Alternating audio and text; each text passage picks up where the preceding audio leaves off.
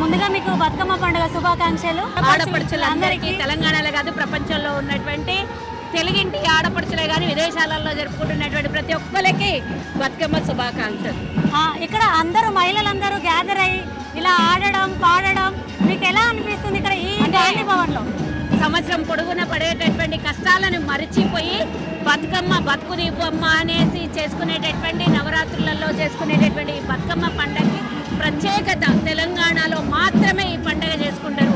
వరంగల్లో పుట్టినటువంటి ఈ బతుకమ్మ 800 సంవత్సరాల క్రితం పుట్టినటువంటి ఈ బతుకమ్మ పండుగని ఆ రోజు ఒక వ్యాధి సోకి అందరు చనిపోతుంటే అమ్మవారు సరస్వతీదేవి, లక్ష్మీదేవి, గౌరమ్మ ముగ్గురు కలయికతోని పుట్టినటువంటి గౌరమ్మ బతుకమ్మ అప్పటి నుంచి మన సాంప్రదాయ పండుగగా తెలుగింటి ఆడపడుచుల పండుగగా మారినటువంటి ఈ పండుగని ఈరోజు కాంగ్రెస్ ప్రభుత్వం తెలంగాణలో దీన్ని ఒక ప్రతిష్టాత్మకంగా తీసుకొని అనునిత్యం రోజు కూడా 21 నిన్న కాదు మొన్న నుంచి మొదలైనటువంటి ఈ బతుకమ్మ 30వ తారీఖు వరకు ఈ సంవత్సరము ఎన్నో సంవత్సరాల తర్వాత అధికం వచ్చింది కాబట్టి 10 రోజుల్లో ఒక రోజు అలిగి 9 రోజులు బతుకమ్మని చేసుకుంటున్నటువంటి ఆడుకుంటున్నటువంటి మా మహిళా మహిళలందరూ కూడా అన్ని బాధలు అన్ని కష్టాలు సంవత్సరం పొడవునా పడ్డటువంటి ప్రతిదీ మంచి చెడు అన్ని కలగలుపుకొని సేద తీర్చుకొని ఆట పాటలతోని తోటి మహిళలతోని బతుకమ్మని చక్కగా పూలతోని ఒక ట్రెడిషన్తోని గౌరమ్మను పెట్టి తంగేడు పూలను తీసుకొని వచ్చి బతుకమ్మని పేర్చి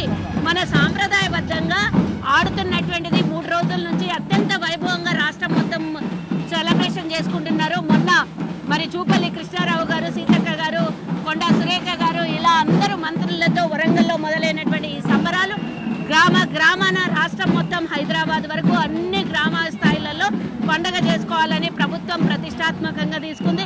దీన్ని సాంప్రదాయబద్ధంగా చెప్పులు వేసుకోకుండా అంటే సాంప్రదాయమైనటువంటి దుస్తుల్ని ధరించి ఆడాలి. ప్రపంచ దేశాలకే ఆదర్శంగా ఉన్నటువంటి ఈ బతుకమ్మని మనం మరి 28వ తారీఖున ప్రపంచ రికార్డును సృష్టించబోతున్నాం. 62 అడుగుల బతుకమ్మని పేర్చి ఎల్బీ స్టేడియంలో 10,000 మందితో బతుకమ్మ ఆడబోతున్నాము. మరి ఆ బతుకమ్మ పండుగకి కూడా రాష్ట్రంలో ఉన్నటువంటి ఆడపడుచులకందరికీ విదేశాల్లో ఉన్న వాళ్ళు కనీసం లైవ్లో చూడండి. ఇక్కడ ఉన్న వాళ్ళు ప్రతి ఒక్కరు ఎల్బీ స్టేడియానికి సాయంత్రం 5 గంటలకి జరగబోయే ఈ కార్యక్రమానికి రావాలని నేను ప్రభుత్వం తరఫున తెలంగాణ ప్రజల తరఫున ఒక మహిళగా నేను అందరికీ ఆహ్వానం పలుకుతున్నాను. పిసిసి అధ్యక్షుల గారి ఆధ్వర్యంలో ఇందాకనే ఎన్ఆర్ఐ గల్ఫ్ కమిటీ ఆధ్వర్యంలో నిర్వహించినటువంటి కార్మికులకు సంబంధించి ఈ ఒక కార్యక్రమం నిర్వహించడం జరిగిందని అన్నారు. గల్ఫ్ కార్మికుల గురించి మీరు ఏం చెప్తారు? ప్రత్యేకంగా కమిటీని వేసింది. రేపు పొద్దున బోర్డును కూడా తేబోతుందని ఇందాకనే పిసిసి అధ్యక్షులు చెప్పినారు. ఎక్కడైతే గల్ఫ్లో ఉన్నటువంటి మన తెలుగు వాళ్ళు ఎక్కడైతే తెలంగాణ వాళ్ళు ఇబ్బందులు ఉన్నారో వాళ్ళ కోసం ఒక కమిటీని కమిటీని నిధులని కేటాయించబోతున్నామని ముఖ్యమంత్రి గారు గతంలోనే చెప్పారు. ఇప్పుడు ఆ బోర్డును కూడా తీసుకురాబోతున్నామని చెప్పారు.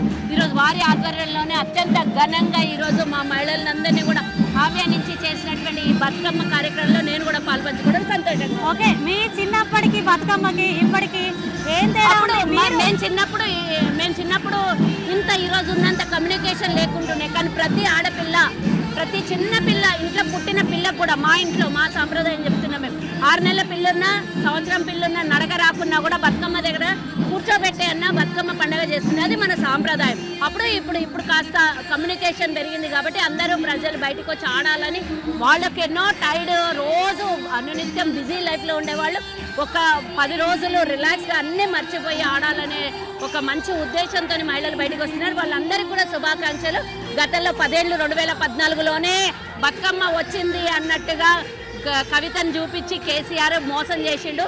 కానీ ఆ మోసం కాదు. నేను ఇందాకనే చెప్పిన 800 సంవత్సరాల క్రితం కాకతీయ రాజుల కన్నా ముందుగా పుట్టినటువంటి ఈ బతుకమ్మని అప్పటి నుంచి ఆనవాయితీగా వస్తుంది. ప్రపంచంలో అన్ని దేవుళ్లకు పూజలు ఉంటాయి, కానీ మన తెలంగాణలో మాత్రం పూలకు పూజ చేస్తాము. అదే ప్రత్యేకత. మన దగ్గర 2 పండగలు ప్రత్యేకమైన ప్రపంచ స్థాయిలో, ఒకటి బతుకమ్మ, ఒకటి బోనాలు. ఈ 2 ప్రపంచంలో ఎవరికీ లేనటువంటి ఘనత తెలంగాణకు దక్కింది. అందులో మేము కూడా భాగస్వాములు కావడం, రాష్ట్ర ప్రభుత్వంలో తెలంగాణలో కాంగ్రెస్ ప్రజాపాలన నడుస్తూ అందులో భాగస్వామ్యంగా మేము కూడా ఉండడం మా అదృష్టంగా